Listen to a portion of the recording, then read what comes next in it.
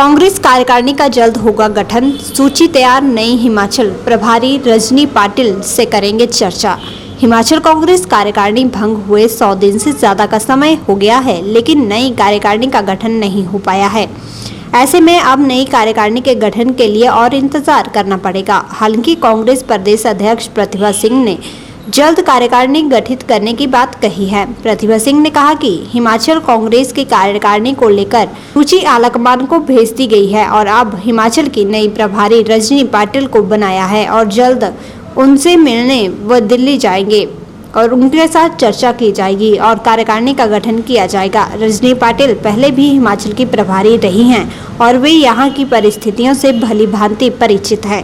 हिमाचल में पंचायती राज के चुनाव भी इसी साल होने वाले हैं। ऐसे में जल्दी ही कार्यकारिणी का गठन किया जाएगा ताकि कांग्रेस जमीनी स्तर पर मजबूत किया जा सके। इस कार्य में काम कर रहे हैं और हमने सारी लिस्टें अपनी तरफ से बना दी है। अब देर इस बात की है कि मैं जाकर स्वयं प्रभारी से मिलूंगी, उनसे सारी वार्तालाप करूंगी और सारे चीज़ों से उनको अवगत करवाया जाएगा और शीघ्र हम एक कार्यकारिणी तैयार करेंगे जिससे हम सक्रिय होकर पार्टी के लिए काम करना शुरू करें।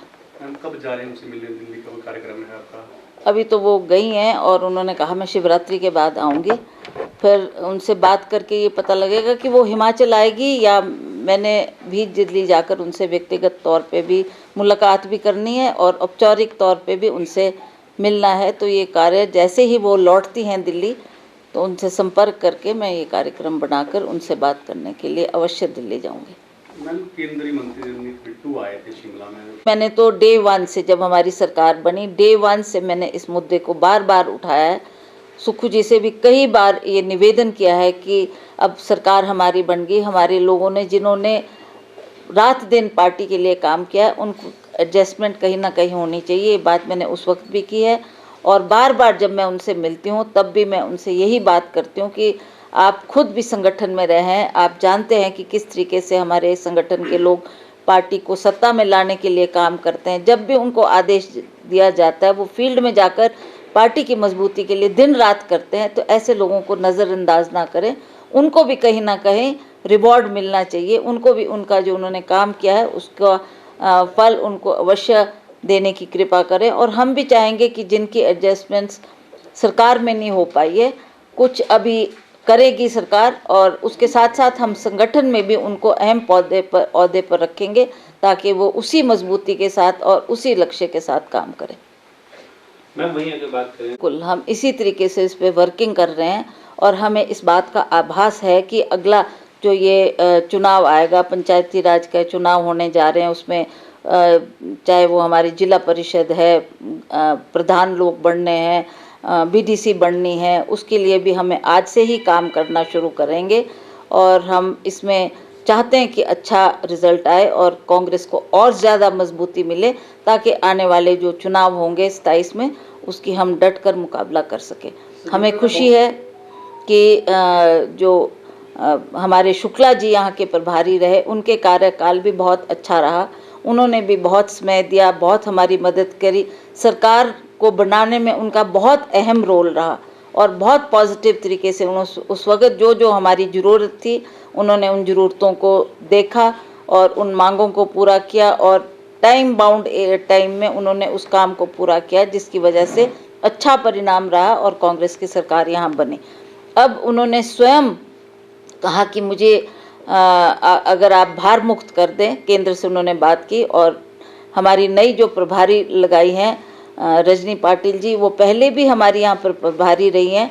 वो भली भांति हिमाचल प्रदेश को जानती है, सभी कार्यकर्ताओं से उनकी पहचान भी है और हमें बहुत उम्मीद है कि वो एक महिला होने के नाते भी जिस तरीके से काम करती आई हैं, अब भी वो सहानुभूति तरीके से सभी लोगों के जो गिले शिकवे हैं, नाराज़गी है, उसको दूर करने में भरसक प्रयास करेगी और हम लोग मिलजुल कर इस काम को करेंगे ताकि अगले चुनाव के लिए हम अच्छा प्रदर्शन दे सकें और अच्छी तरीके से परफॉर्मेंस करें।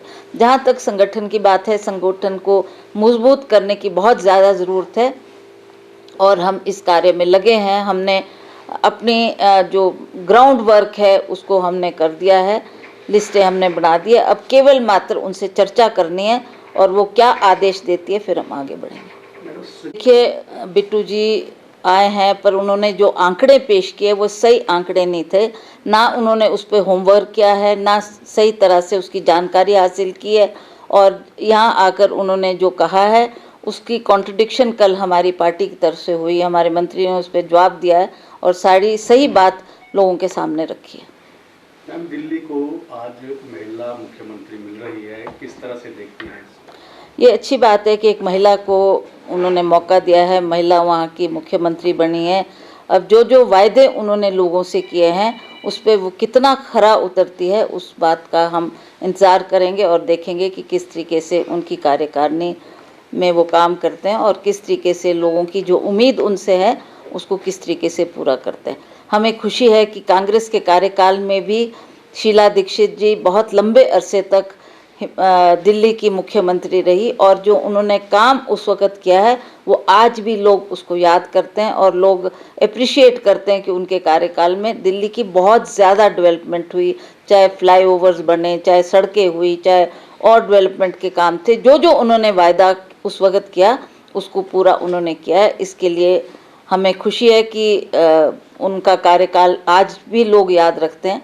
अब हालात के मुताबिक अब नई दिल्ली को महिला मुख्यमंत्री भी मिली है तो हमें आशा है कि वो भी लोगों की आशाओं के मुताबिक खरा उतरेगी। की पॉलिसी है, let's see how it works out, implement कब तक होती है फिर उस पर हम भी सोच करेंगे, उस पर हम आगे हमने क्या कदम उठाना है और क्या विचार रखने हैं, that is we have yet to C.